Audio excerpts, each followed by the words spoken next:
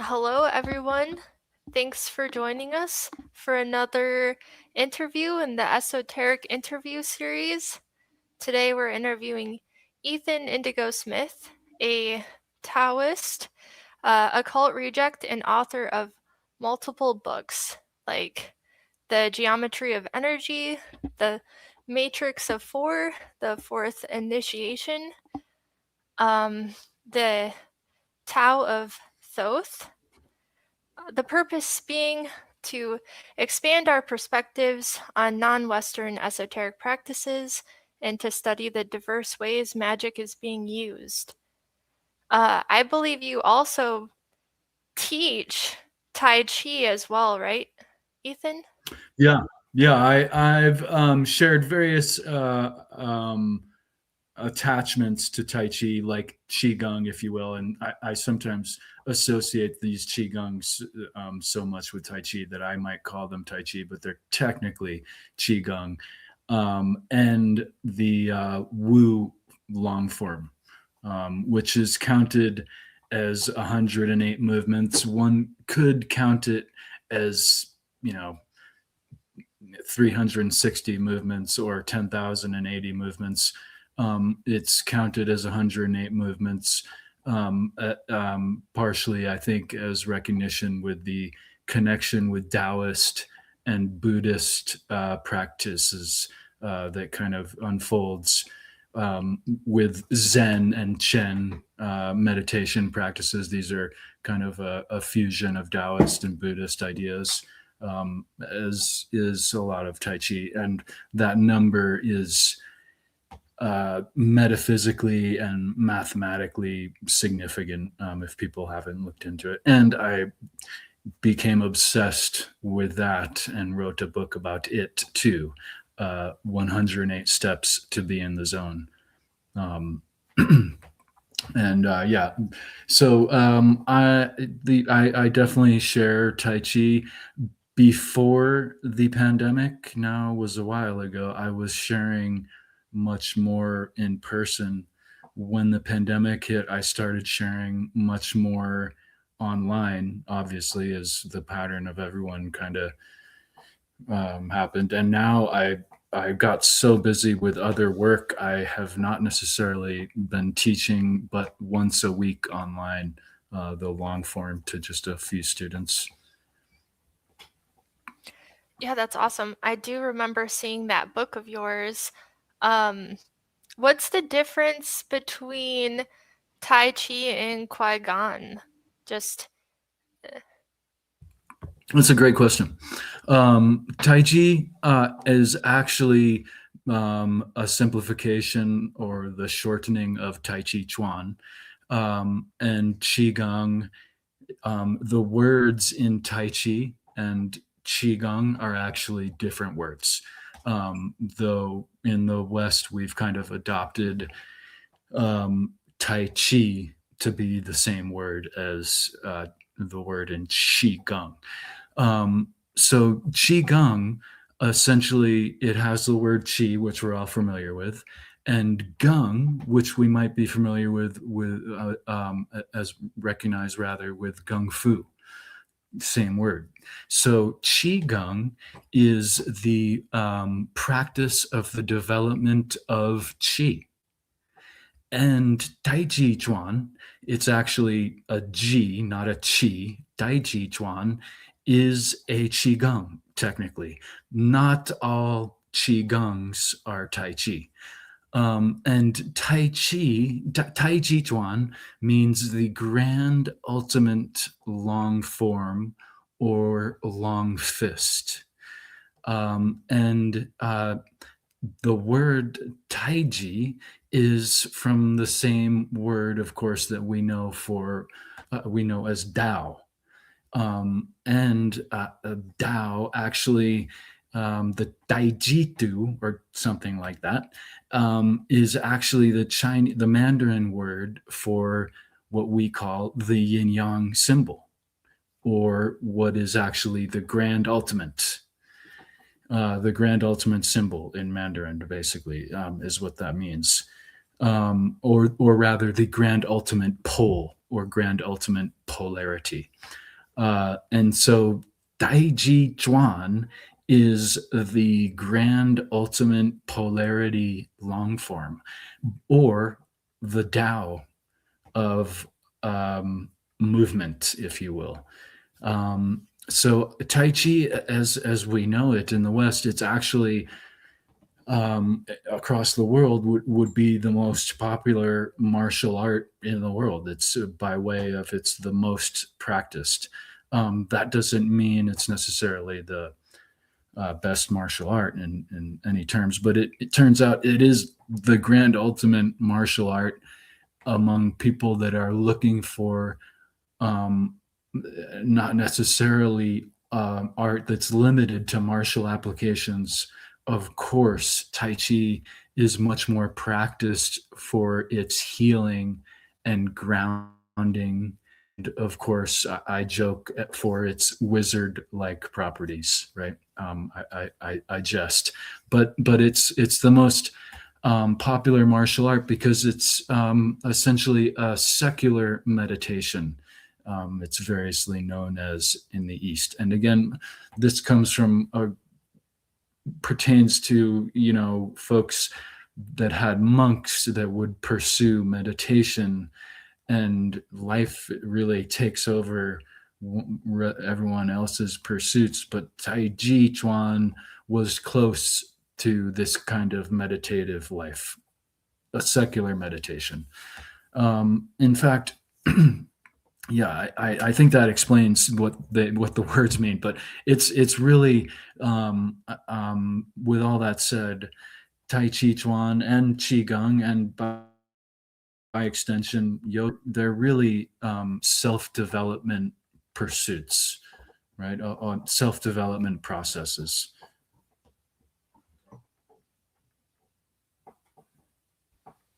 Thank you. Yeah, I noticed a lot of the books that you've written um, revolve around like meditation, energy work, and geometry. And so I'm Yeah. wondering, how do you incorporate geometry into your, spiritual esoteric practices? Yeah, well, I have long been obsessed with the duality of polarity, as I call it, or a trinity plus one, or the four, if you will. My first book, I kind of lay out four archetypal characters, and it's a very exoteric book. And I kind of have, written a lot with if it's not overtly about the four, symbolism that is related to what is really this powerful set of four aspects across time and space. It's really quite interesting how often it's utilized. Not that other numerological, symbological things are not utilized as well. But I was I was in Sedona, and I was discussing um, meditation with a friend, and she was explaining to me this meditation that she had learned, and it struck me as being the language that she was communicating with was quoting the teacher of this meditation, and the language struck me as being overtly related to the four dimensions of geometry, and that is the point, line, plane, and solid. And again, I'm obsessed with four and sets of four, so I'm constantly going over things by way of this framework. Um, so I don't think necessarily her teacher might have even outlined this meditation teaching with that in mind. And she didn't know really what I was talking about. And so the conversation shifted, but it the idea like nagged at me that evening, especially, and for the weeks in advance after this conversation, where I started to conceptualize meditation in a fourfold manner relating to the four dimensions of geometry. One, there are many different facets to this in different traditions. But as I was researching it and exploring it, and again, with an obsessive amount of other sets of four in my kind of pattern situation observation reference of this research, I started to realize that not only is it a meditation process in many different traditions and many different meditation instructions, it's also a way to enhance sensitivity to energy. And one of the first sets of four that I realized was I haven't seen this mentioned before I put it out there, though it may be mentioned before. One of the first aspects of this subtle energy recognition quality to this four dimensions of geometry understanding is looking at the tarot. And the tarot, of course, has the four suits. And these really do illustrate the four dimensions of geometry, not abstractly at all. The sword is the point, the wand is the line, the coin is the plane, and the cup is the volume. So this really struck me as a secondary quality of the geometry of energy, was that it's kind of, in this case with the tarot, it's has a divinatory kind of aspect to it, but in sensing energy, even in a martial sense, there is a formula for this kind of subtle energy recognition in it. But with the meditation process, the point is concentration. The line is connection. The primary aspect of a plane, as I see it, in other words, rather the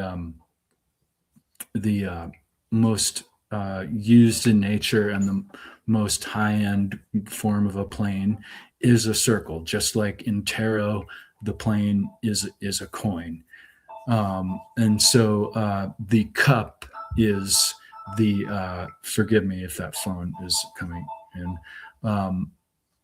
So there's concentration, connection, circulation, and unity expansion.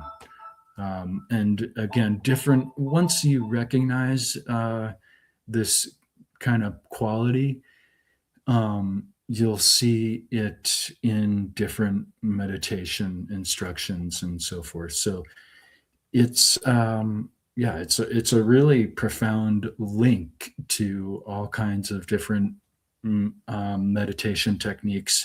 Not that there aren't other meditation techniques, but it is within these practices.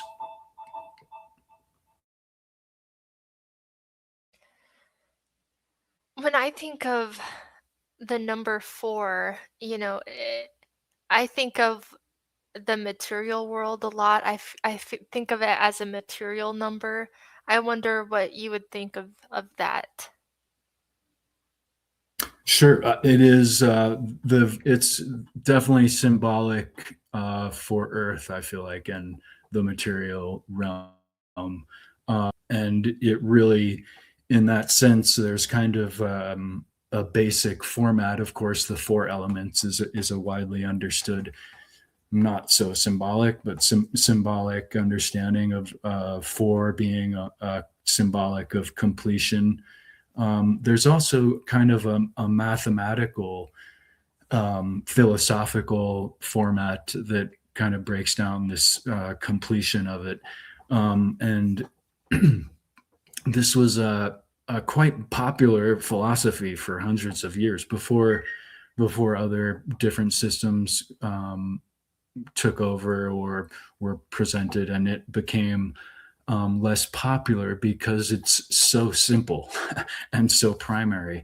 The Katskoti philosophy from India, the Greeks call it the tetralema.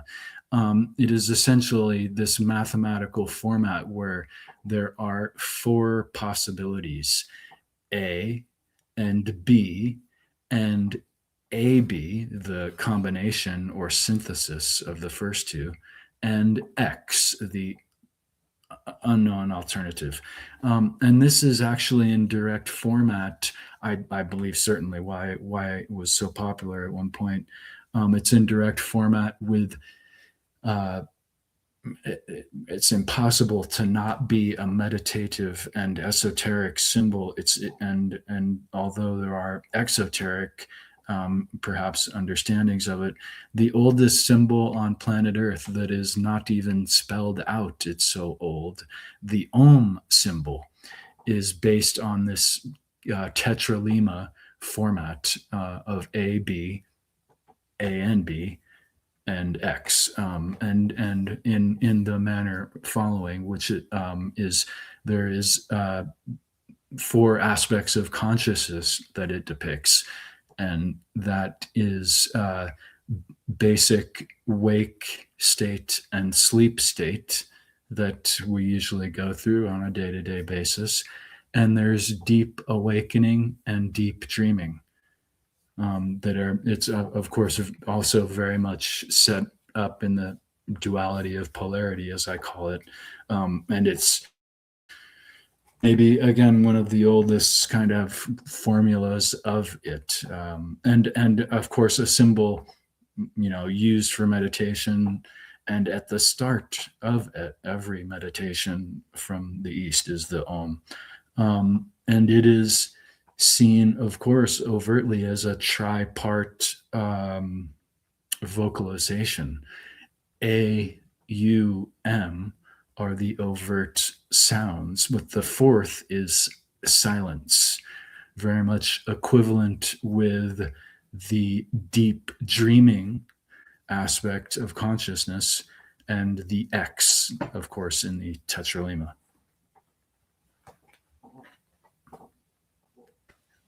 So you're talking about A, B, and then the relationship between A and B. Would that mean kind of like this meaning that's created from the relationship between the two? And then X is an unknown. X, I call X the nullicis, right? So there's thesis, antithesis, synthesis, and nullicis. And it is the grand ultimate unknown, or whatever you want, in a sense, or just the unknown consideration for not being stuck in what they might refer to often, or what we might see often, as this Hegelian dialectic, right? So when you add the X or the nullicis, you completely remove what is this kind of trapped thinking or flawed schema of thesis, antithesis. Okay, we can't agree on either of those. Let's form a synthesis. Well, what about the X? And forgive me, what was the first part of the question? I was wondering if A and B, and then that relationship between A and B, which is that third option, is that kind of signifying like meaning, like those are two principles, and then there's a meaning between the two principles. I was thinking in terms of like Pythagoreans, I guess. Right. Well, it can be anything, right? Of course, these can represent anything, and I consider the third aspect as kind of the combination. Although sometimes we'll find that there are three aspects, and these combine into a fourth aspect. Um, there's there's there's different ways to look at it, but yeah, I think definitely the contrasts idea leads to better understanding. Something that's been coming up recently is that I've been looking into recently and hearing others discuss is the divided line. And it is essentially another example of a duality of polarity, if you will. There is reality and real reflections of reality. And there is theory and reflections of theory. These are kind of the four things going on in the divided line. So yeah, it comes up so often, and I think each set of four is kind of a helpful tool. And also, I found, for me at least, understanding the different sets of four help me understand. Um, I'm on a pod. I'm on a podcast for a little bit. Is that okay? I'm on a podcast. I'll call. I'll be right there. Pardon me. Um, so yeah, it helps knowing the other sets of four help help enhance the potential tools of the other sets I found.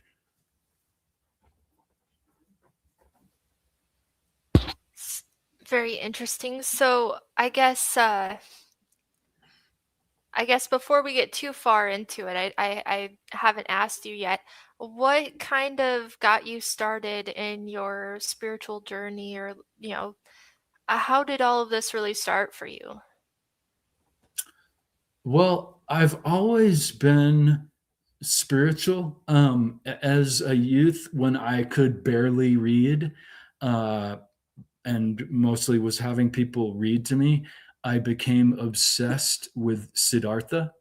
And I really found that book really fascinating. That might have influenced me, but I also kind of always had a spiritual pursuit. And my parents were essentially hippies, and they made the decision to not uh, indoctrinate me, if you will, into religious observance and have me explore on my own. And although both my parents were very instructive and I had access to all sorts of different teachings, or not necessarily all, but a lot of different books and so forth.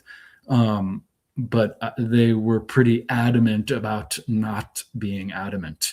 And so I grew up quite curious about things, even despite and maybe due to not being presented with a religious identity of sorts.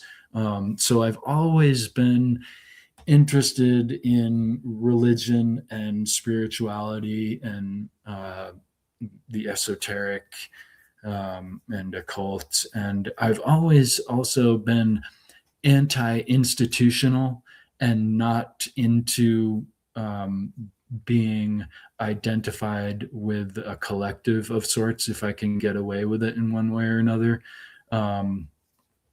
Proud to be an occult reject, though. That's a different type of group. And I mean just groups. And yeah, shout out to the crew, and it's like been really enjoyable to meet people like you and everybody. So I've always been into spirituality, and I don't know necessarily what really kind of got me onto an esoteric path, but I started practicing Tai Chi when I was about 21. And that is, of course, quite an esoteric practice and pursuit. And I find, forgive me, I find it's a, an interesting way to understand different systems in life and different esoteric teachings on its own. It's a really helpful practice. So I guess a big instigation in my life for really choosing to get out of the rat race, if you will, in a permanent sense. Like when I was 21, I was a snowboard bum. I was basically living in Tahoe and trying to snowboard 100 days a year. But also in that respect, I would work really hard during the summer and also try to learn on my own. And so the snowboarding led me to the Tai Chi, because once I tasted Tai Chi, I realized how immediately effective it was for my athletic pursuits, even when I felt completely discombobulated and confused trying to practice it. It actually, in some respects, the confusion of practice rather than just the knowing and practicing is almost more beneficial, or has its own benefit really.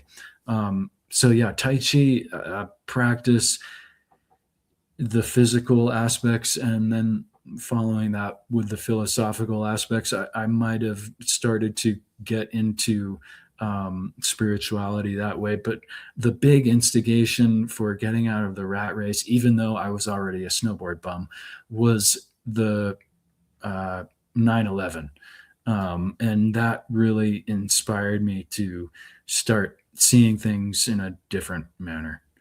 Um, and since then, I've been, I would say, pursuing understanding things in a better exoteric viewpoint and a better esoteric viewpoint as well.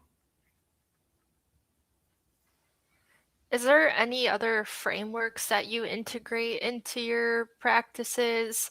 I mean, you know, I believe I've heard you speak about the Kabbalah before. And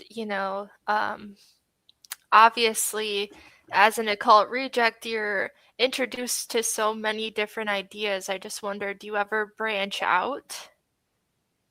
Sure. And I find that my often I will obsess over certain different ideas for until I kind of run through them, or maybe that's impossible for any idea, but until I feel I've kind of grasped things or at least answered the question that I'm looking for. And certain topics, the esoteric and occult, especially relative to uh, uh, Chinese and Taoist traditions, and in the East, especially by way of the teachings of Kemet and Greek, they're kind of unlimited. So I find I have a endless curiosity for these things, and I probably will. But I do kind of obsess on certain different ideas at times. Definitely. Someone asked me one time, when if I learn Tai Chi from you, well, and I already know this yoga and this other martial art, should I what should I do with those? Like they're only going to make your Tai Chi better. You bring everything you know into what you're doing. So Tai Chi and Taoism, by extension, is all about integration, whereas more monothematic systems might be prohibitive about that. I don't think esoteric practitioners and occult people who study the occult and spirituality think that way in general. But some people do. So I'm all about integration, and um, maybe one reason why there are so many different types of Tai Chi forms, and even within the different branches of forms, there's so many different ways to practice Tai Chi and they're still yet called the same form, is because it's all about individuation. It's all about what they brought in before that and learned about, and it's another reason, or another aspect of all this is that Tai Chi Chuan has no belts, because it's all about an endless learning process and keep going. You learned the form, you're just starting. So it's all about practice, and repetition is the only way for refinement, right? So yeah, it's Tai Chi is very helpful for enhancing what one already practices and knows, whether it's baseball, physics, or esoteric studies, or martial arts. As I mentioned before, it's the most widely practiced martial art. It's not the best martial art, but it makes all better. And whatever you're doing, it enhances your ability and potential. So, okay. I know, like in Taoism, right? It's the idea of becoming one with the cosmos, right? Would you say that's uh this individuation? I guess how do you use Tai Chi in order to self-develop? Is it its movements and its energy work, but is it also like visualizations and It's all those, and I always recommend to just even let all that go. For it is very much being in the present. And there's a notion in Taoism and Buddhism of grasping and seizing. And actually, in Tai Chi, we're always grasping and seizing. It's a martial art, right? But in life, the more we grasp and seize at a thing, the more we're likely to have it just squished through our hands. So it's kind of the intention of no intention. The removal of intention allows for the ability to be present, and this basically is makes other things subpar. Often can just be present. So, and intention, it has the ability, the potential to kind of make us not present. And so I was saying earlier how confusion can be really rewarding in a palatable experiential sense. Learning new movements allows us to connect with ourselves a bit more, and again, just be present. And at first, it's like a seriously humbling experience that I think turns off people of the East and West mindset, because it is not a finishable, quantifiable thing. It's about an endless, like, you can't be perfect, you can't reach perfection with the form, but you can get really close and closer and closer. So it's I'm starting to ramble, I guess, but yeah, it's helpful to really enhance one's abilities with that little kind of asterisk of that it often doesn't work the way we think it might, the way other things do. And in that, Tai Chi is all about softness and this not grasping and seizing, but it also enhances the spectrum of our ability to be either soft or hard.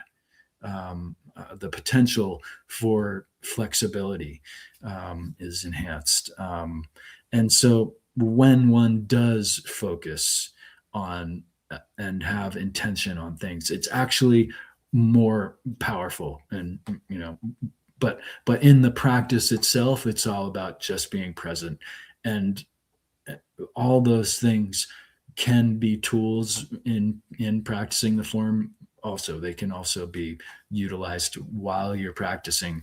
It's actually a visualization practice just in itself, right? Because in the beginning, we might practice battling our nemesis. I sometimes joke our least favorite politician, or our true nemesis, right, is ourself, right? So it'd be a person looks like you, as tall as you, it's you. So a part of it is actually visualizing, taking on a bear is another thing that you can battle, taking on this really big powerful being, and you're also at the same time moving hyper slowly, but it's also quite exertive. So you end up um, producing, say, a percentage of the same chemicals that you produce in runner's high. All these great chemicals that influence our body and our potential and our nervous system and our subtle essences, as the Chinese might say, in a really positive manner. But we're not even running.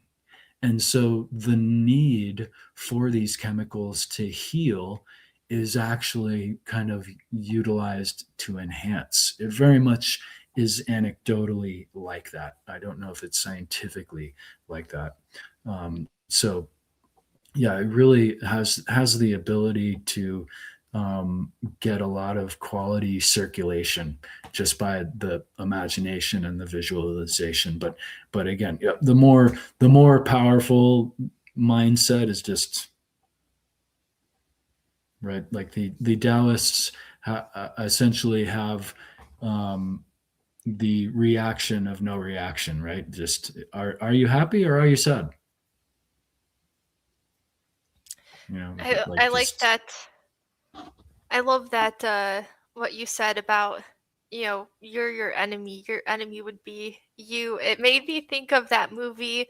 It's an A24 movie with Jake Gyllenhaal called Enemy, and it's basically like this guy that just looks exactly like him just kind of moves into his town, and it just makes you think of that, interesting. like, yeah, what would you do if another you was there? I mean, it's a It's interesting thought experiment.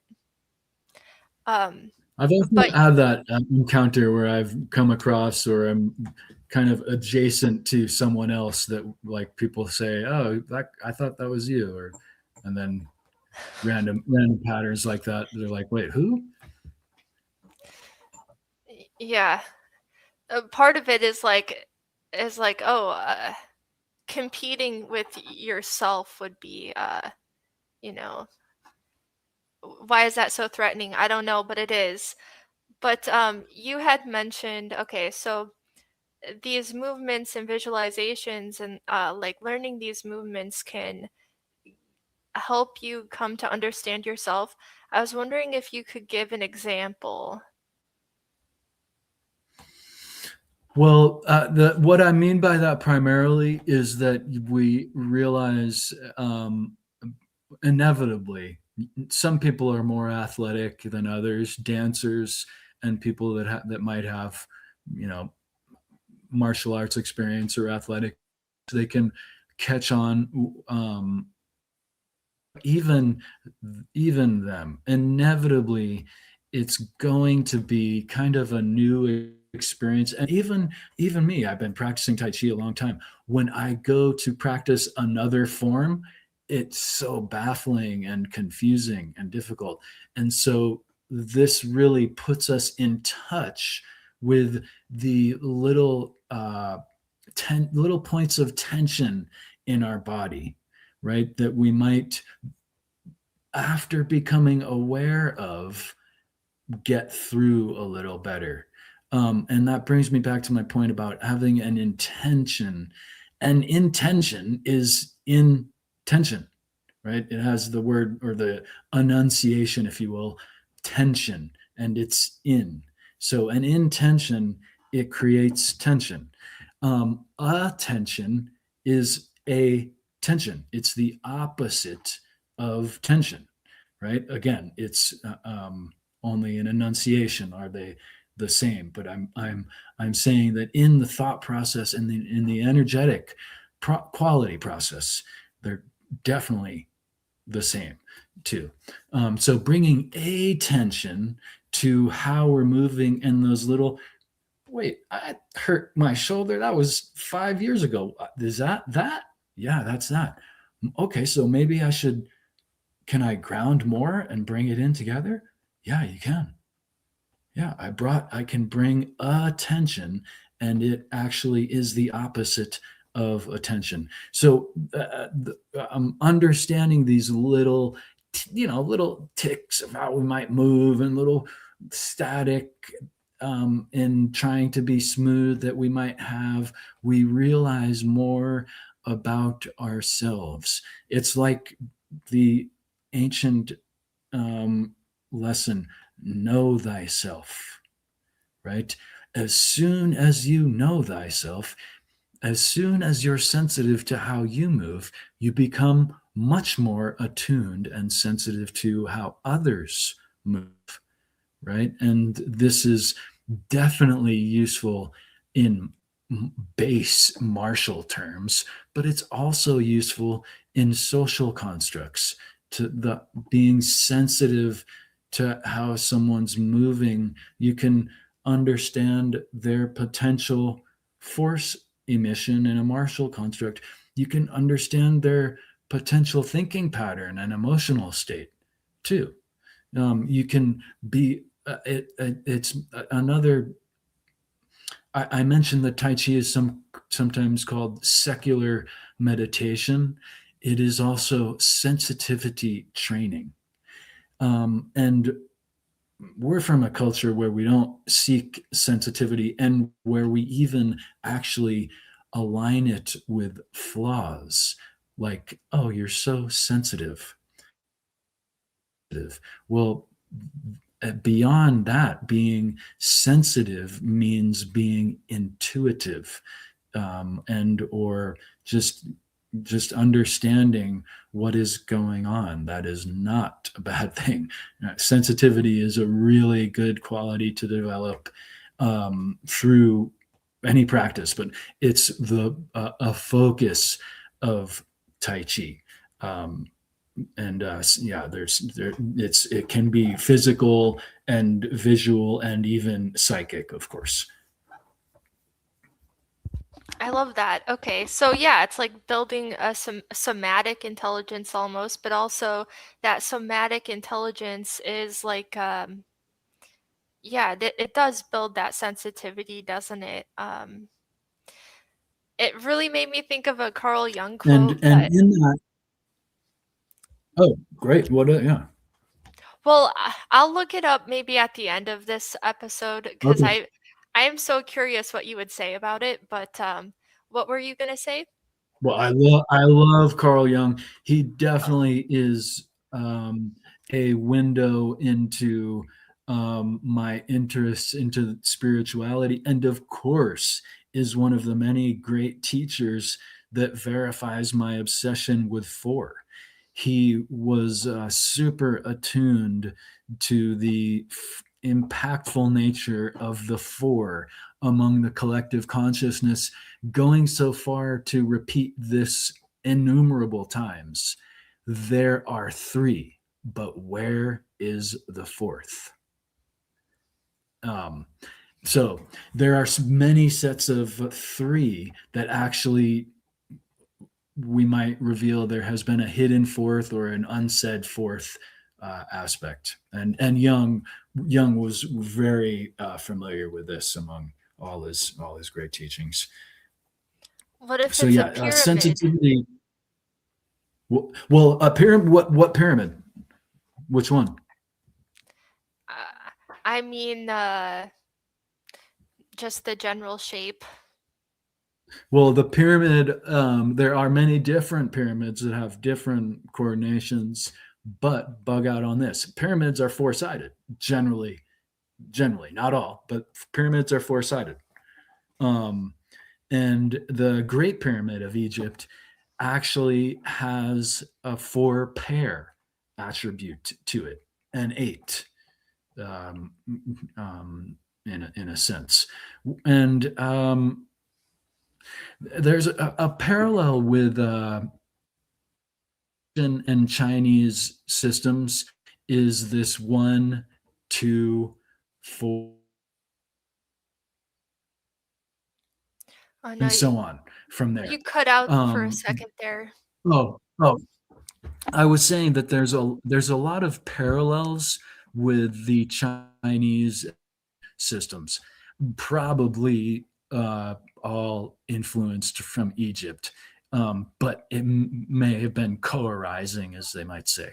But there is the eight meters, or what's known as the Ogdoad of Egypt, and are eight beings, but more specifically, four pair of beings.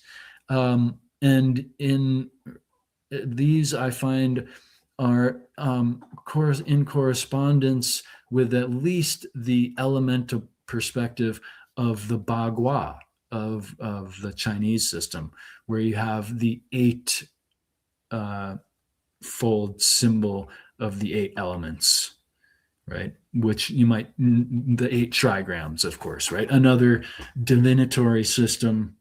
I mentioned the tarot before, has it how it corresponds with the four dimensions of geometry. The Bagua is another, of course, the oldest book is still in still in print, is the I Ching, they say. And it was brought to Chinese Taoist.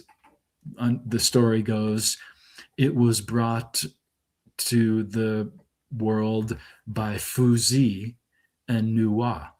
And Fuzi and his counterpart, the feminine Nuwa, is the Thoth iteration of the Tao. They are snake bodied, and they're these teachers of all wisdom and so forth, from fishing to divination. And yeah, they're the wisdom teacher of the East, um, and brought the Bagua. And so there's relationships, I think, with the Needers of Egypt and the Bagua of the East. And to the pyramid, yeah, the Great Pyramid is four sided, but with a slight kind of understanding that there's actually eight in an abstract, eight sides, because of this indentation that each middle has. You might say it's five sided because it has a base, right? The base of the Great Pyramid complex is probably more extraordinary than the pyramids themselves, because it's been able to hold up these great buildings. Um, so, so pyramids are, you might say, four-sided, but they of course have the triangles. They have those four planes of the three-sided triangles. And so the three and the four become super intimate in symbolic terms, I think, which leads to, I think, the 12, right? There's the fixed, there's the three different type of, you know better than I do, but that, I think, is in there, the three and the four in the astrology. You know, I'll pull up that Carl Jung quote really quick. Just Yeah. um,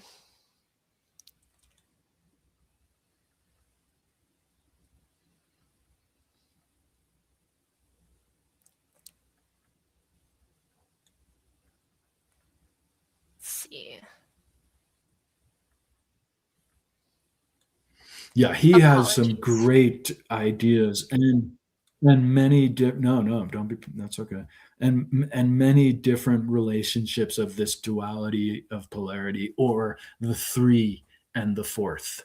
Of course, in its most primal um, set, I find, is the depiction of the Om symbol with its three and the two main aspects of consciousness are really something we're running all the time. The third is noted to be a higher modality of athleticism and or creativity. You're in the flow type of thing, whereas the fourth is like very few people reach it.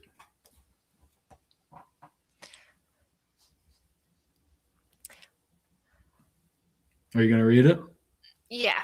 So, he said, there is no need, I think, of further examples to show that the concept of RTA is a libido symbol like sun, wind, etc. Only RTA. So RTA is like I'm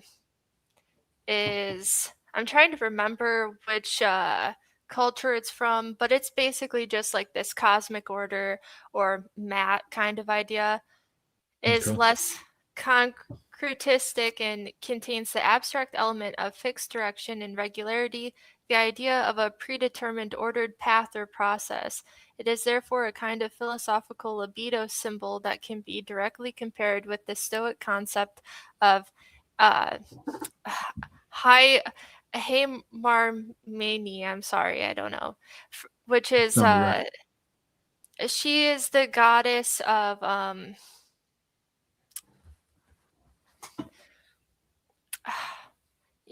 I'm blanking out on what she's the goddess of. Um, Not uh, familiar. I talk about it more in this post, but this is so long ago, and like you, I get obsessed with things, and then you Sure. know. Okay, but for the Stoics, she had the significance of creative primal heat, and at the same time, it was a predetermined regular process. Hence, its other meaning, compulsion of the stars. Libido as psychic energy naturally has these attributes too. The concept of energy necessarily includes the idea of a regulated process, since a process always flows from a higher potential to a lower. It is the same with the libido concept, which signifies nothing more than the energy of the life process. Its laws are the laws of vital energy. Libido as an energy concept is a quantitative formula for the phenomena of life, which are naturally of varying intensity. Like physical energy, libido passes through every conceivable transformation. We find ample evidence of this in the fantasies of the unconscious and in myths. These fantasies are primarily self representations of energetic transformation processes which follow their specific laws and keep to a definite path. This path is the line or curve representing the optimal discharge of energy and the corresponding result in work. Hence, it is simply the expression of flowing and self manifesting energy.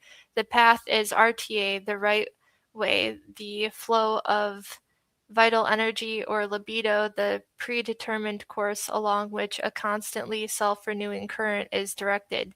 This path is also fate. Insofar as a man's fate depends on his psychology, it is the path of our destiny and the law of our being. Yeah, that's fascinating. And this, alchemy has a four and a three in it too, right? The four elements and the three elements.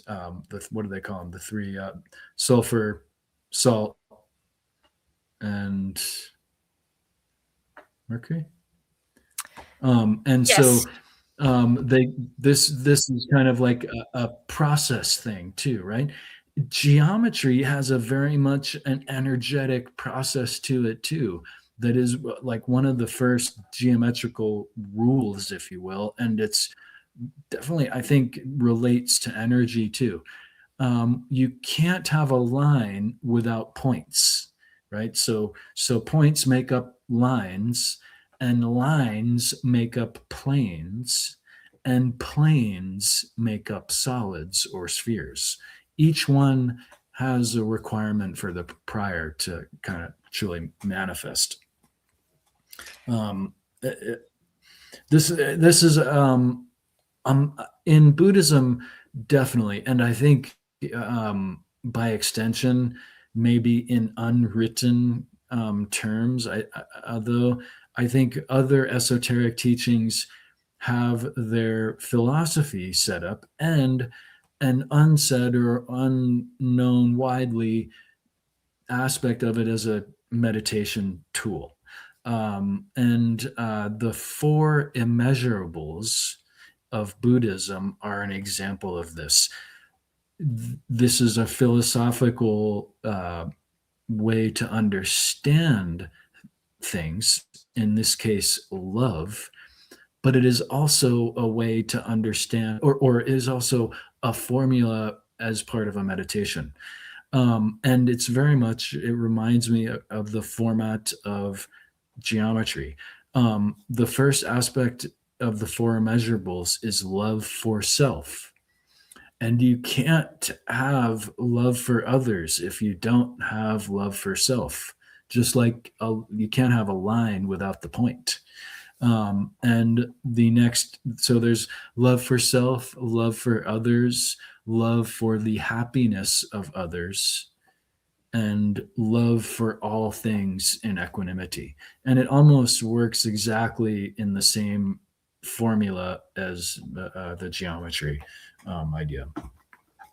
So I think a lot of times there is a fourfold system to meditation processes, in part possibly because four is about the number that humans remember and just count without like much thought. Once it becomes five objects, it requires counting and becomes a little bit more critical memory to putting forth the you know this number, this to remember them. Four is known in a psychological sense as this limit of that we just kind of, it's automatic recall and automatic count. And speaking of counting, there are of course the four forms of arithmetic that really form a basis of course the unlimited nature of mathematics. And there were probably a lot of people went crazy looking for the fifth form of arithmetic, and they never found it. So basic mathematics uses arithmetic in one way or another. So that that goddess was representing of energy kind of unfolding in time. I'm wondering, like, Hmm. as you have like you grow your somatic intelligence, do you ever feel like there is um like some energy paths are more natural to some people than to other people? And even more so, do you ever find that maybe you have like certain energy blocks or uh, almost like our bodies can tell us something, and those parts of our bodies being, symbolically representative of, um, higher principles, if you could almost use that for individuation as well. Yeah, great question. Yeah, you know, in a sense, Tai Chi is the nervous system workout. I like to say, when people know what I'm talking about, that it's a work in, because it's internal arts and it can be quite invigorating physically. But it's essentially a way to facilitate and exercise the nervous system. We don't concentrate, although we're using, we don't concentrate on muscular and tendon systems per se, and even in being sensitive to our alignment, we're actually kind of thinking about our bone structure, because when we get our bone structure in alignment, everything else kind of can set into place with gravity, if things are correct. So yeah, Tai Chi is a nervous system workout. And some people may have not really enhanced their nervous system that much, uh, and maybe they facilitated good health through muscular exertion and cardio exertion. These are definitely good ways to stay healthy. Of course, Tai Chi, it is different, because instead of like cardio works on, or running works on the cardiovascular system, Tai Chi, again, it goes directly to the nervous system. When our nervous system is in a relaxed state, and when we've gotten rid of some of these points of tension, these hang-ups in our body, we actually can emit more potential force and more quality work, whatever it may be that you're doing, um, with more ease, right? So when our nervous system is performing at a higher rate, the skeletal, muscular, cardiovascular system that we have works more efficiently. Um, and Tai Chi does use the muscles. It more works out, or works in, the tendon system.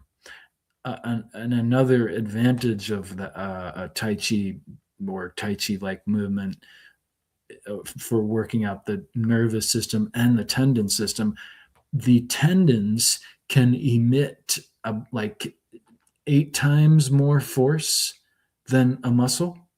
That's why, like, when you look at a horse, its ankle is like, not my arm, maybe a little bit thicker, but it's basically bone and tendon, but it's a horse, right? And it's the reason that it has so much strength in this little bit of its body, is because of tendon strength.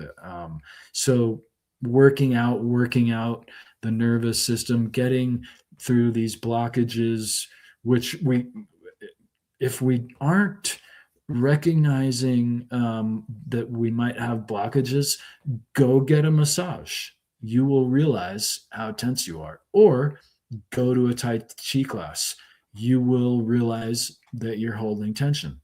And something that we're always trying to do in Tai Chi practice, when we're learning in our first class, and every time we practice on our own, is getting into a relaxation ambiance, right? We want to relax, and again, that's part of the expansion of our nervous system potential. Relax, right? Most people are holding on to so much tension, their shoulders might be like 2 inches higher than they need to be, and they don't even realize that they're holding their shoulders so high, or any other number of postures we may hold tension in.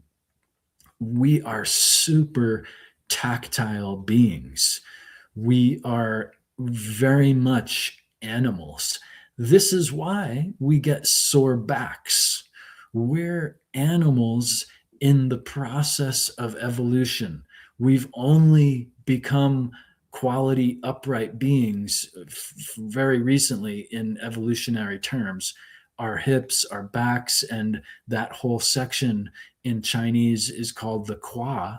We get sore there because we're not upright. We're not really made to be upright. We're just kind of making our way through the evolutionary process right now. So getting into a place of relaxation and knowing our alignment and posture helps us get through all experience. Um, and we're super tactile, and we are athletic animals. And when Sorry, we get Ethan. into a, yeah, You cut out for a second, but you had said it helps us get through, and then the rest of that um, sentence. right. So we're basically going through this evolutionary process right now, and that's partly why we can be so sore. And Tai Chi helps us balance and get through this evolutionary process of uh, uh, standing beings. Right, we're in the process of, and being get finding alignment and finding ways to relax in our body enhances our sensitivity, and I call it our periphery awareness. You start to be hyper without intention. You start to be hypersensitive to one's surroundings, and this perimeter awareness expands physically. And I know this word is a red flag for people, but metaphysically too.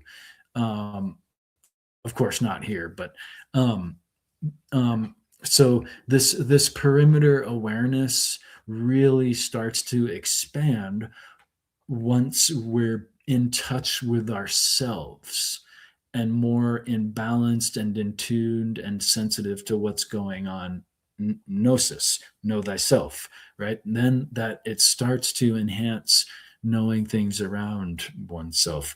I, I'm like, whenever this sensation of like someone's watching you and you turn around type of thing, you get hypersensitive to that type of thing, and you notice how people move, right? One of my teachers told me early on in my learning that he could tell how adept a person was just by how they did commencement, the first movement of Tai Chi. Often, most, if not all, the forms have a commencement posture, which is essentially just up and down, raising the hands up and down. There's a push. There's different things that go on, but um, and when he told me this, I was like, I was young, kind of critical idiot. But I'm like, I don't believe that. But I mean, it's obvious that one becomes really sensitive to how people move, and how people are, kind of subtle sense too. So it's interesting that relaxing and being tactile actually enhances the sensitivity to subtle energy and even psychic phenomenon. I would say this is an indirect effect of Tai Chi, and in Buddhist terminology would be known as a siddhi, right? A I don't want to say it's a magical effect, but you get into a state where you're sensitive to things, and thus more aware of things, if only. Like you kind of become more sensitive to cycles and you develop a foresight almost. Well, and it almost isn't even necessarily foresight. It's just knowing that on this certain path you're on at this time of year, the pine cones are going to fall, and if you walk over there, they're not going to fall on you. I know that's a silly example, but it's just being in tune with things just at a real simple level often enough that allows us to make really simple observations. There's a joke about the Tai Chi practitioner. There's a fight at the bar. Who wins, the Tai Chi practitioner or the drunk at the bar? Well, the joke is that the Tai Chi practitioner was not there, right? So you kind of get an awareness of, oh, like it's about to go down. I'm gonna get out of the way. I'm not gonna be here. Or you can manage situational confrontations in a different way. Like, oh, are you upset? Let me buy you a drink.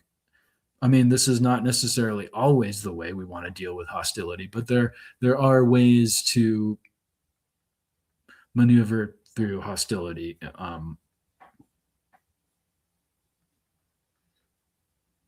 So, um, let's see. Do you have a book that you're most proud of? Because you've written a lot of books. Yeah, I'm just wondering. Wait, say that again. I lost you for a sec. Oh, you have written a lot of books. Uh, maybe, I mean, how many do you think now? I 14? think, yeah, yeah, 12, 14, something like that. And a few of them are quite small digital books. But a few of them are certainly are full length books. Yeah. Do you have any that you're most proud of? Well, I my intention in authoring and sharing, I always want to instigate consciousness, and not necessarily like dictate certain things, but have people be more conscious as they carry on themselves. I think that's a Tai Chi lesson too, right? A big part of Tai Chi and other systems, Tai Chi is on your own, right? You just have to. You definitely need a teacher and instruction of other sorts, personal instruction, the best. But you got to practice on your own. So I want to make people, be conscious on their own, I guess, too. The My most recent book, The Fourth Initiation, I'm really proud of. The Tao of Thoth. I published that the November of the demic, like right 2 months after that was the pandemic, and I was trying to link East and West in a positive way. And all of a sudden, like China and Chinese was just super taboo. And so, like, it was something that I didn't promote at the time of its publication as much as I could have, should have, would have because of the global crises. But it's an exceptional book. I was rereading it the other day and inspiring myself. Um, so I'm proud of them all. My first book, The Complete Patriot's Guide, is a cursed political inspiration. It's so, and I say it's cursed because it deals with the cursed politics of the cursed subject of politics. But it's I think inspirational and an instigation of consciousness itself. And I was inspired to write that by way of the book within the book 1984. In 1984, the main character gets a hold of a book, and I modeled my book on the nonfiction version of that fictional book. So I'm proud of them all. A couple of them are little digital books that are silly and not whatever, but Yeah, I mean, so that's an idea that you talk about a lot is this idea of joining the East and West. Um, I guess, how do you envision that? Well, in practical political terms, I'm not sure I could, the way that people are so competitive and adamant and monothematic about their jingoistic pursuits. I don't know if if I have an answer for that necessarily, but I think that the philosophical joining or finding the relationships or the correspondences between the East and West, or even how the East can help the West and how the West can help the East, in complementary kind of symbological, psychological references, um, would be a start. But as it is right now, the East is not even the East, I would say, right? Like some of the best Taoist, Kung Fu, Tai Chi instructors long fled China. Some of the best Tibetan Buddhist teachers and gurus also, they left Tibet because it's a collectivist communist nation. It was founded on the Cultural Revolution, which was intended to stomp out all these, what they considered, what I might call spookism ideas, right? A lot of the stuff was, you could find flaws in the belief systems, certainly. Tai Chi, Qigong, and related, they could not get rid of, even in the Cultural Revolution, because it is and was so beneficial to people. They would practice it in the dark and they would share it in prohibitive um, conditions. It is so beneficial that it survived the Cultural Revolution, where they wanted to get rid of all that. But now, of course, it's celebrated as Chinese, and it should be. But I would say that communism is actually, dare I say, a perverted political system from the West, uh, Germany, and people can say that Marx was this or that, but he was from Germany, and now it has taken over China via Russia. So even China is got a lot of problems, to where it's not of the Tao, really, right? It's not of these Eastern teachings that we might celebrate in being from this area. It's been taken over.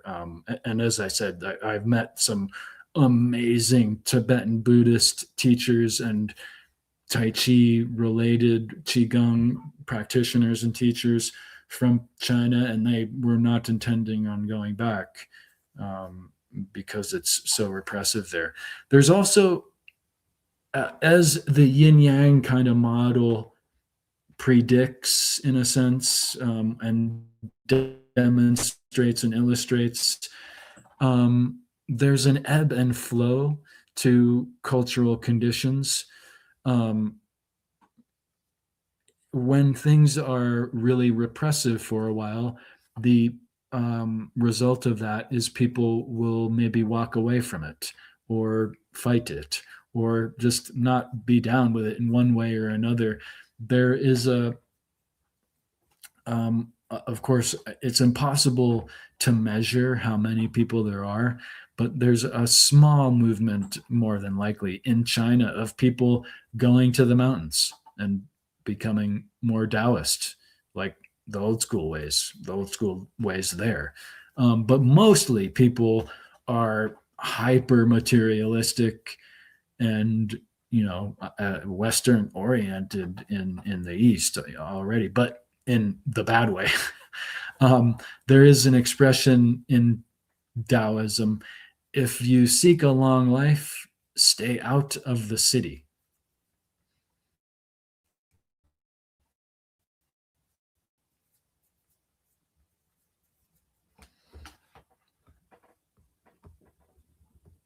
I just moved out of the city, and it has done wonders for my health. Beautiful. So, Yeah, okay. the things about cities that were available back then are the same now, right? I mean, I live in the boondocks and the country too, if you will. And whenever I go to a city, or which is just a bigger towns, really, it's just fast food everywhere, right? Like I never eat fast food. I don't really you know like it to even have be tempted by it, but I'm like, wow, like you, no wonder, like you just have access to that all day and you don't really trip on what you're eating. Like no wonder people are not healthy. Just a small example of, like, yeah, don't move to the city because materialism and gains, and people are on a mission and this and that in cities. Yeah, I find too it's just there's so much more peace in the country, and it's just slower moving, it's quieter, there's less not to be weird, but like EMFs and Sure. stuff. I mean, less pollution, less constant stimulation. Cities, it's just so much going on, so many cars, so many noises. It's actually kind of, I think, can be overwhelming and draining after a while. Sure. And it's a good example too of thinking how we condition ourselves to things. Humans can adapt like crazy. Sometimes our adaptations will be malformations, right? Like if you adapted to an aggressive, that's probably not good. If you've adapted to living in a war, that's not good. We can adapt to these things, but once we get into a state where we're adapted to a hyper aggressive environment, we don't even realize that we're in erratic or a anxious state, right? Until we leave it. Or, like I said, until you practice Tai Chi or get a massage. And then you go, oh, wait, the masseuse would be like, what are you holding so much tension? Where? I don't feel anything. And then you, oh, yeah, that? Oh, okay. An example. It would be such a great story, like a CEO type businessman goes to learn from a Tai Chi instructor or something. So, okay, Yeah. the book of the Tao of Thoth, sorry. Why Thoth? Well, I am uh, I've always wanted to be a writer. My dad is a writer, and I always was trying to impress and compete with my dad, and so I think I may have wanted to do it because of him. But I always wanted to be a writer, and so I've always had an affinity towards the gods of writers. And in studying the esoteric and the occult or spirituality, Thoth is inevitably going to come up, right? And actually, the fourth initiation, I get into different iterations of Thoth or Tahuti as well. But I, I originally started the Tao of Thoth because I was sure that there was a relationship with the seven and the eight. In researching the four, I had found so many examples, as I expressed in that Jungian quote. There are three, but where's the fourth? There are so many examples of trinities that are lacking or that have an unsaid fourth part. And I was looking at the Bagua of China, or the Tao and the I Ching, these primal sets of elements. And the Bagua means set of eight, I believe, something eight anyway. And I was looking at them as elemental lessons as well as divination tools. And it occurred to me that the Kybalion and many different systems, of course, have the seven. And it struck me that there were all these systems that had an overt seven and an unsaid eighth. And I was looking for a parallel with the Eastern system of the Bagua, the set of eight of the Tao, of these eight primal elements that are used for divination practices and um, energy quality understandings too. And when combined in with different when one of the elements is combined with another element, we get 64 potentials out of the Bagua. The trigrams become the hexagrams of the I Ching. The I Ching has these 64 potentials. But again, all based on this overt eight and seven. Again, the yoga systems of today have, of course, the seven chakras. And in the past, actually, there were often known as five. There are often five chakras. Most importantly, the relationship of that is the heart is at center in both the five and the seven, I think. But of course, there are many different chakras or men's in Taoism and Tai Chi. There's many different energy points. The more we notice, like people want to, new age people that haven't studied chakra system much might want to notice their chakras. In fact, we're trying to really tonify and clear our chakras. They are an energy wheel, right? So if you look at the seven chakra system, it actually corresponds beautifully with the seven lessons of the Kybalion. So I'm not trying to say that the Kybalion is, thereby ancient and thereby valuable, but I am saying it's definitely a valuable work. And again, it has the seven what I call tenets of Thoth, or it has the seven principles that one can understand philosophically and metaphysically, and it's an exceptional book.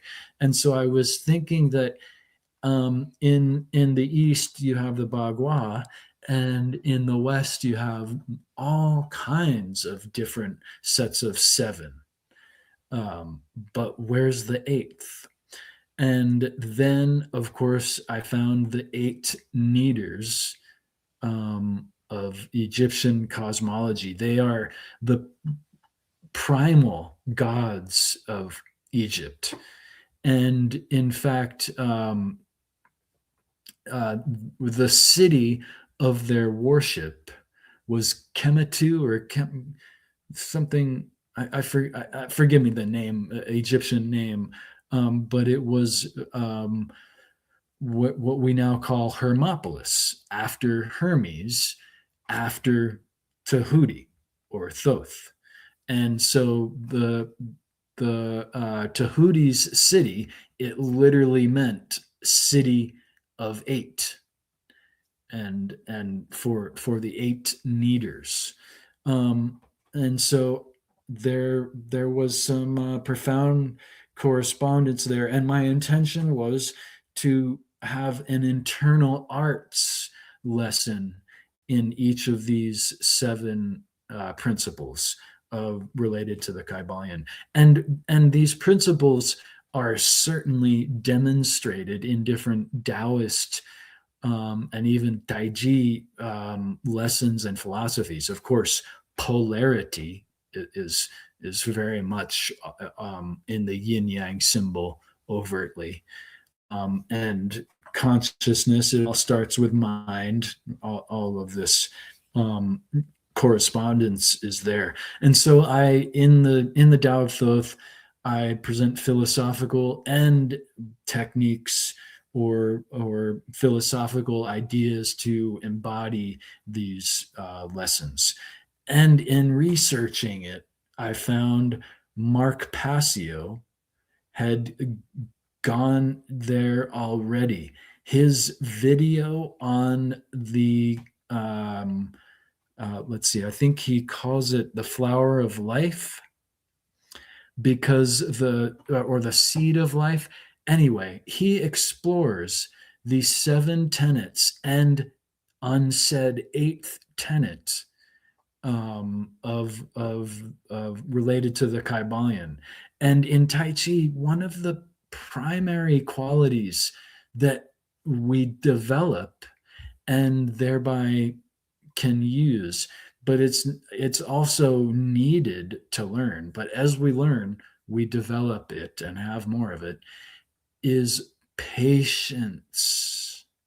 You have to develop patience to learn Tai Chi or Kung Fu or meditation or read a book even. And so I was looking at that quality, and he termed it as the eighth tenet as care. And patient caring is what I call the eighth tenet. Mark Passio calls it care. I was looking at it as patience.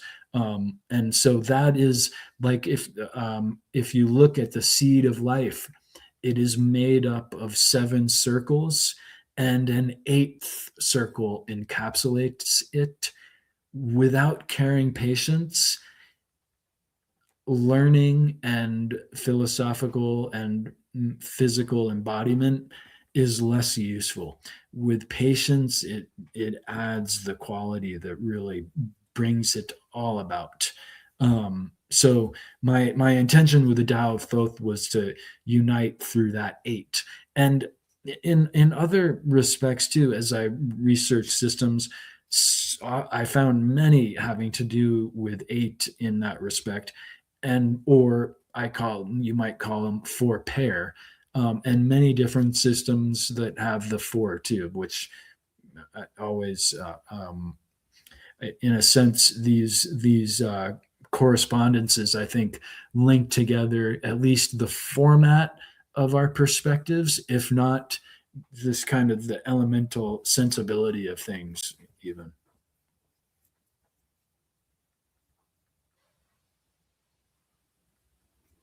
Is that what that book is about? The Tao Yeah, of yeah, Thoth? It's yeah. very interesting.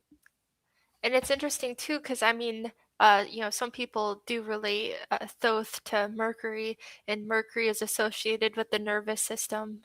Um, you also have quite a fascination with like nuclear weapons and uh, nuclear energy.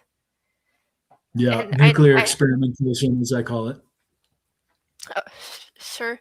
I know you've written a couple of books related to that, but um, yeah, of course, I had to ask you about that as well. Thank you. What do you think are the scariest aspects of all this nuclear experimentation? Well, it is a format of institutional control. It is a hyper rare resource that we mine and refine and burn. It's the same.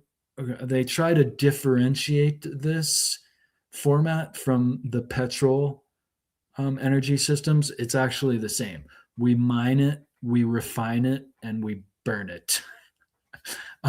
Same thing with nuclear experimentation. It's a mine, refine, and alight. Maybe it's not burn, but we set it alight. And basically, in nuclear power experiments, we boil water. And Einstein said that's one hell of a way to boil water. That's what he said about nuclear experimentation, power generation. Um, there's a quote by a Green Party politician. I can't remember his name, but essentially it goes, if Americans could see nuclear radiation as they could see oil leaks, everyone would be burning candles and demanding the end of nuclear energy. The facilitation of it is actually dire in the sense that we've set up a system of waste storage that insists we will solve problems that are here now, and we will solve them later because we will get smarter. That's a big gamble. So we've essentially set up, you know, the poisonous material of the sun, we've ignited it on Earth. So I think the biggest factor of nuclear experimentation is actually the slow toxicity increase through these radioactive elements rather than the destruction of the detonation potentials. Obviously, those are world ending and life ending, and actually remove all beings' ability to defend themselves, because it's like the radiation poisoning is sometimes referred to as like a thousand knives, a wound of a thousand knives, because these particles just go right through you. So the people that had a high acute exposure, say at Chernobyl, say any number of facilitators at different experiments, it's literally you get zapped with hot particles. It goes right through your organs, and you basically, that causes all kinds of problems. So I think the incessant slow pollution of it scares me the most. But at a more kind of bigger picture sensibility about it, petroleum is one of the most effective ways that people are controlled in this world. And so is nuclear power generation. Again, same format. And what I mean by that is, look what's happening in the world right now. World War One wouldn't have happened without oil, and those who don't know, World War Two on the American side, we started prohibiting oil to Japan, and they were left with no choice but to attack. They said they would attack. So oil is not only the cause of war, and it is also the fuel of it, literally, and as we see right now, politically.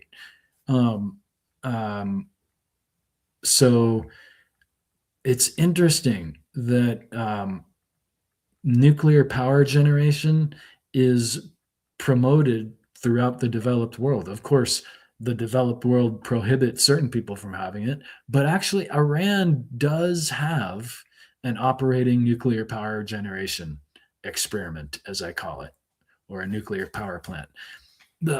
All these horrible systems like war and industry and so forth, they have wonderful euphemisms in them, right?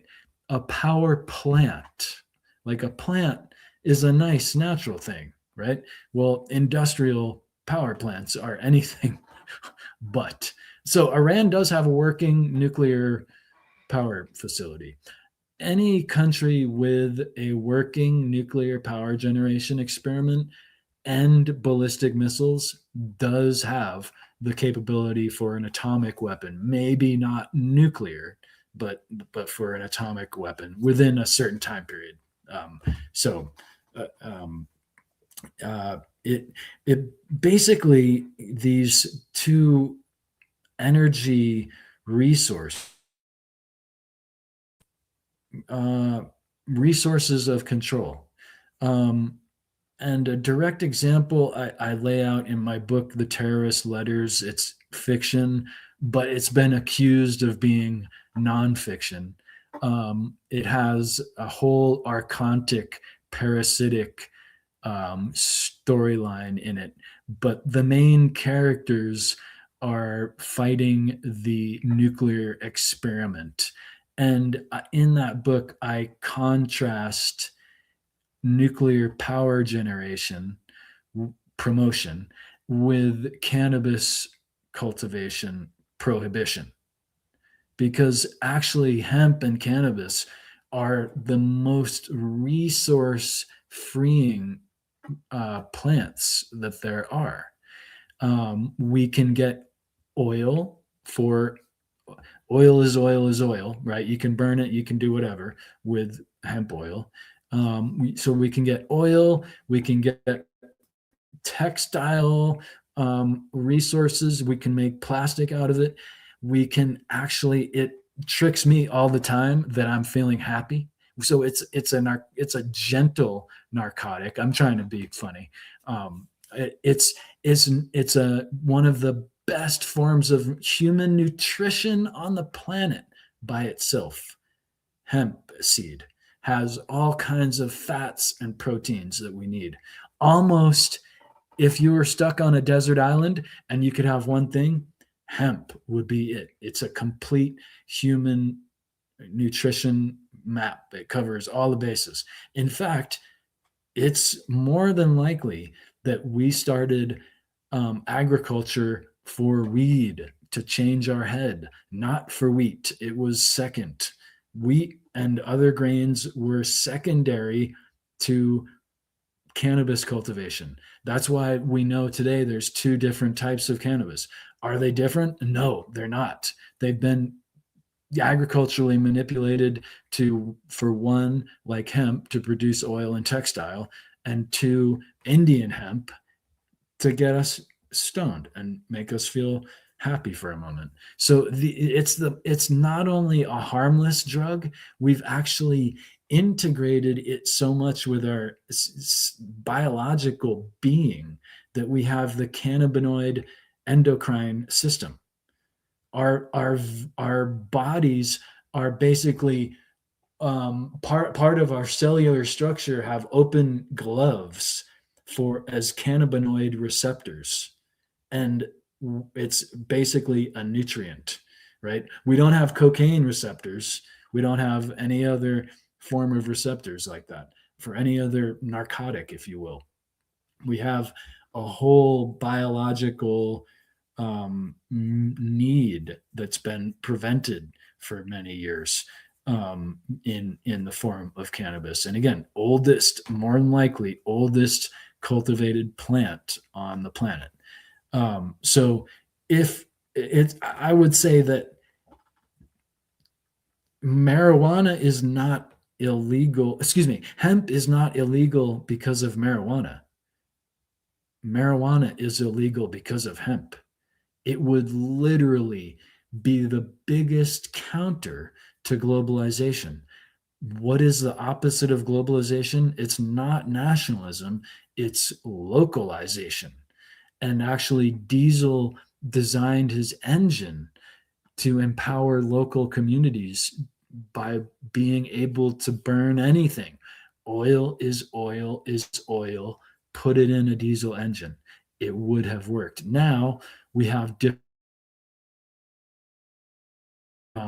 that are a bit more temperamental and designed only for petroleum fuels. But again, biodiesel is a thing, and the only difference with those engines is the gaskets are more acidic proof. So oil is oil is oil. If hemp were legal, there's no way we would allow nuclear experimentation and these petroleum oligarchs to bring us into more wars for resources so that they can get rich. It's all it's amazing how much tools these have been to war on us. And hemp would, I know I sound like a hippie, but I hope I presented the facts adequately. Hemp and cannabis would be the complete counter to these oligarchical resource constraints, right? They are resources, but look how they set us up. Yeah, I remember that presentation you did on the occult rejects about marijuana and uh, Divine the f- feminine. yeah, the divine feminine. That was super fascinating. Like the how breast milk has cannabinoids in it, doesn't it? Right. Eh, Right. And Our also, very breast milk that we start with, even with mothers that have no exposure to the plant properties, it is being elicited by the mother to the child to, they theorize, do two things: to calm the anxiety, like, yo, you just appeared in the world, like even a loud noise or a whistle is like, what was that? So it's about calming anxiety and giving a little bit of marijuana. Cannabis is an organ expander. Tobacco is an organ shrinker. Excuse me, I forget the exact terminology. I, I sound silly there, but the constriction and expansion. And so when this cannabinoid receptors are activated, the baby's stomach grows, and it might therefore be inspired to eat. And everyone knows you gotta sometimes, hey kid, you gotta eat, right? So it calms and brings some appetite stimulant to the little ones, which is amazing. yeah, that was a great episode. So hopefully anyone watching will go check that one out as well. And I think you even talk about the seven in that one, obviously because there's seven leaves. And uh, did you talk about Thoth's counterpart? I'm forgetting her name, but Uzi. I always, yeah, how she's got that seven leaf plant on her head. And I forget what Right. they, I always thought that was And quite interesting. she may be related to the other healing goddess of the Taoist pantheon, or maybe spectrum of beings and gods and goddesses is more accurate. There is Magu. And it's interesting. One of the things that I wrote the book, The Prohibition of Marijuana and the Divine Feminine. And it blows my mind. So people should check it out. And obviously, that Occult Rejects episode, I lay it down pretty thoroughly, the book ideas. It's very interesting. Speaking of little ones, and in reference to the primal nature of humanity, one of the first words we all enunciate is ma, mama. That is, and it probably is, possibly is rather, because it is the easiest enunciation that a little mouth that doesn't know how to speak can make. And so, mostly the first word that a baby will say is mama, ma. And it's interesting that all around the world, this is the enunciation or vocalization for feminine, for the feminine. Not with certainty, but it's almost everywhere. Magu, this goddess of uh, healing, and more specifically herbal healing in China, she is also the goddess of cannabis, right? So it's the man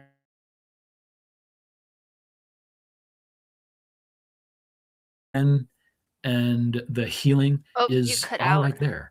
And allopathy, oh, well, I was saying that in Magu, we have the embodiment of these qualities of marijuana and the divine feminine and healing and herbalism and all these wonderful things that one might relate to in times past, maybe the feminine healer nearby, right? And before allopathy kicked in, feminine healers with herbs was where you went.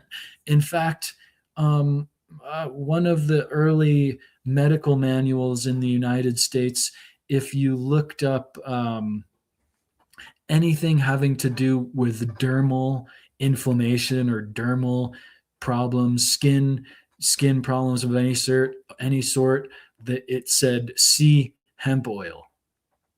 All of them just directed you to hemp oil because it basically is a cure all.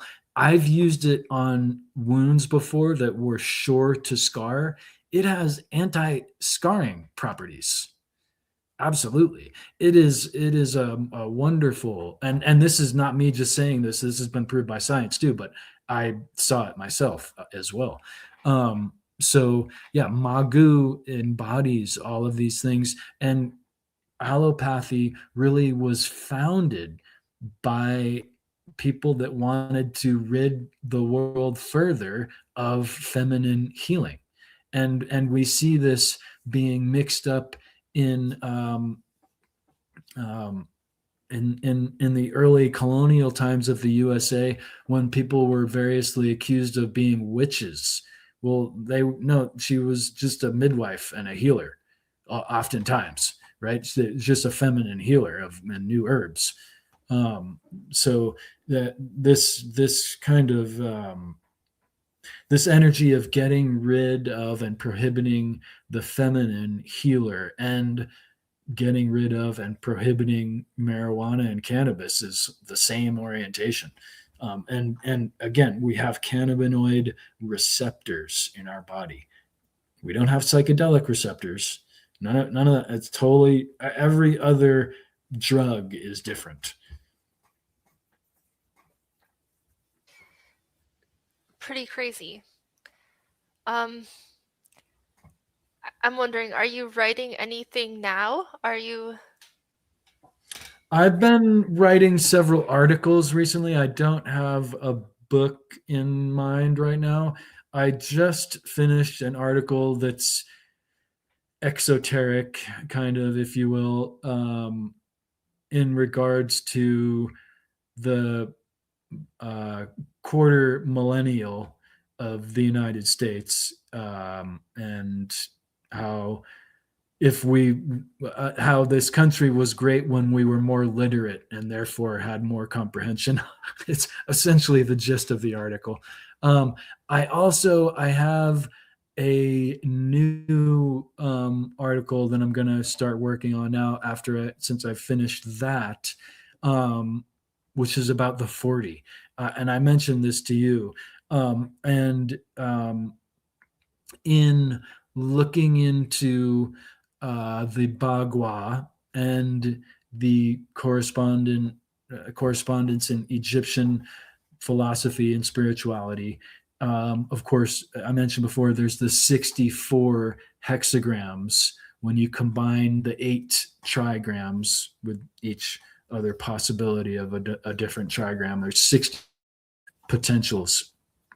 um, in Egypt, there is, I believe it's Heket measurement system, which is actually it unfolds in exactly the same manner, um, but in contrast.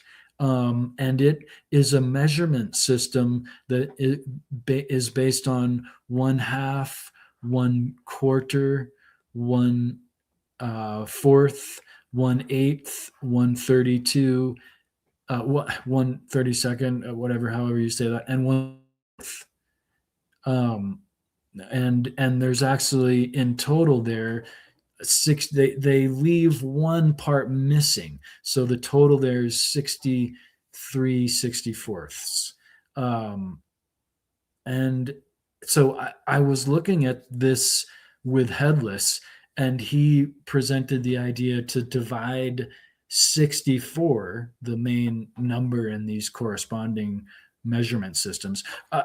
That measurement system of the Hecate grain measurement system in Egypt is also more esoterically related to the Eye of Ra, where the Eye of Ra depicts the different influences of our consciousness, beginning with one half of being from our olfactory senses, right? So it's this whole consciousness measurement system as well as a grain measurement system in the 63rd, 64ths relative to the 64 of the Bagua. And Headless, we were discussing this, and Headless said, well, on further discussion, what about dividing 64 by phi, which is in, it could be 1.618 or 1.6. And when you divide 64 by 1.6, you get 40, which I thought was a really powerful equation. And especially in regards to these numbers on by themselves. But 64, all these aspects, or both of these aspects of the Eye of Ra and its 63, 64, and the Bagua and its 64, are about consciousness. And 40 is the number that's repeated in the Bible as a time period of the development of consciousness. It is an initiatory time period in these ancient teachings, not only the Bible, but this is where we see 40 days and 40 nights onto all the significant events in the Bible, many of them anyway.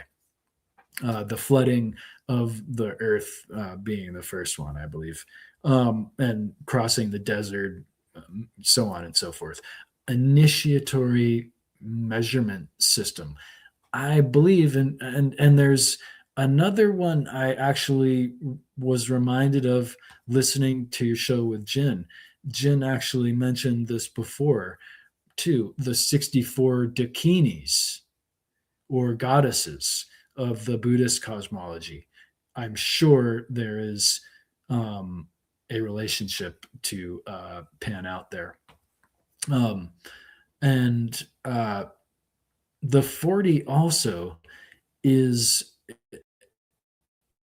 I think, in part.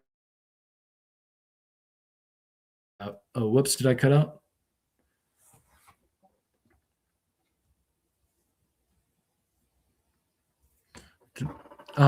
Sorry, I'll continue. I don't know if I skipped out there or not, but the 40 also, I think it comes from or relates to the Tetractys, which depicts or is used often enough to in correspondence with the presentation of the Tetragrammaton, or the name of God, in and Greek understandings. But the Tetractys, it actually is all about geometry. You mentioned Pythagorean concepts earlier. The Pythagoreans were all about 4 and the Tetractys, which actually depicts the 4 and the 10. And not only were they about the 4, but they were like me, obsessed with the 4 dimensions of geometry. And the Tetractys, in a triangular presentation, has the point at the top, and the point, these are geometrical symbological things. That's why they were into the 4. 1 point is for 1 point. The next line is 2 points. 2 points is the minimal number of points you need for a line. And the next line is 3 points. 3 points is the minimal number of points you need for a plane. And the bottom level is 4 points. 4 points is the minimal number of points you need for a solid. So they were in their celebration of 4 and 10, literally obsessing over geometry. And as I look at it, geometry, I'm horrible at mathematics, by the way. But geometry is obviously a way to understand physics and measure the external reality. Meditation is the way to understand internal dynamics and internal reality. And it's another example where this kind of mindfulness and geometry understanding comes into play. Anytime people I tell you normally if I tell people and they don't know my book that I'm interested in sacred geometry, not that comes up necessarily without people knowing me, but they think I might be a visual artist, right? No, geometry is much more about energy comprehension, just like it's about space comprehension in its internal arts or esoteric lessons.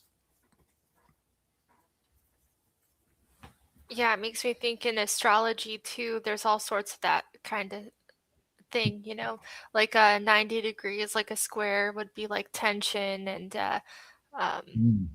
a trine is an amplification, and a sextile is um, a harmony.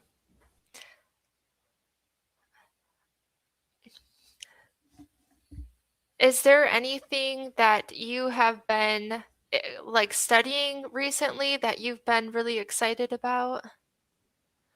I guess that what you just talked about is Um, probably a big one. Yeah, yeah, that's my current finding. Again, I've looked into the 4 and the 10 and the 40 quite a bit by way of my book, The Fourth Initiation.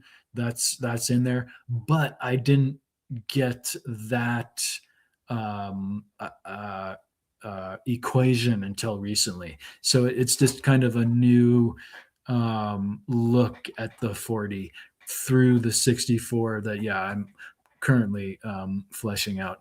I recently um, I've made a few videos recently on the sacred geometry in Plato's writing, and I'll be doing a few more of those. So I've been rereading Plato a bit and looking at it in terms of meditation and geometrical kind of understandings, which some of it is overtly there. Geometry is overtly mentioned a bit in Greek writings, of course, Pythagoras, as I just mentioned, and Plato as well.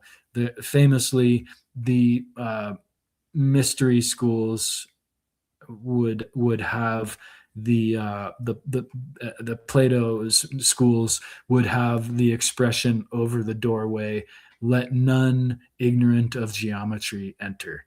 So it was one of the kind of starting points.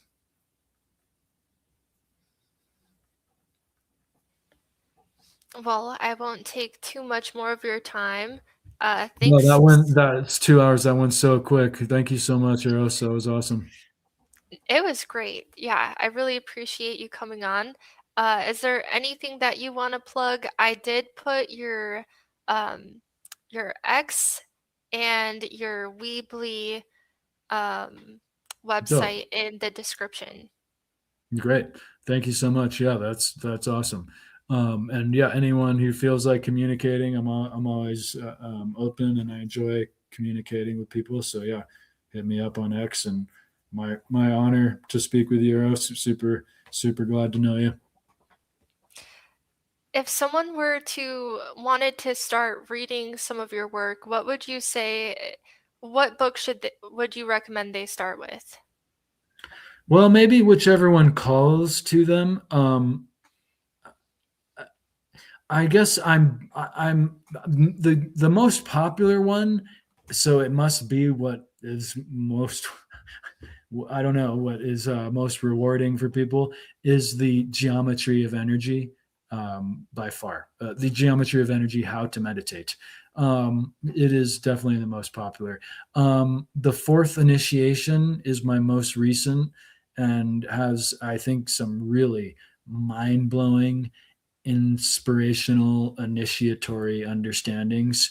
The Tao of Thoth is super valuable and very much an instigation of consciousness.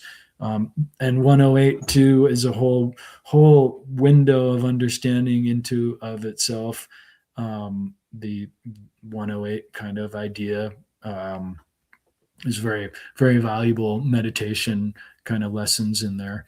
Um, the Matrix of Four too is where kind of it all started for me in a sense, all the esoteric and the four obsession. Awesome. Yes, a just a lot of work out there from Ethan. Definitely check it out. Check out the links in the description. His books, you can find them in the link in that description, links to his books. Um, and thank you so much, Ethan, for coming on. Thanks Thank everyone you. for joining us. Have a great night.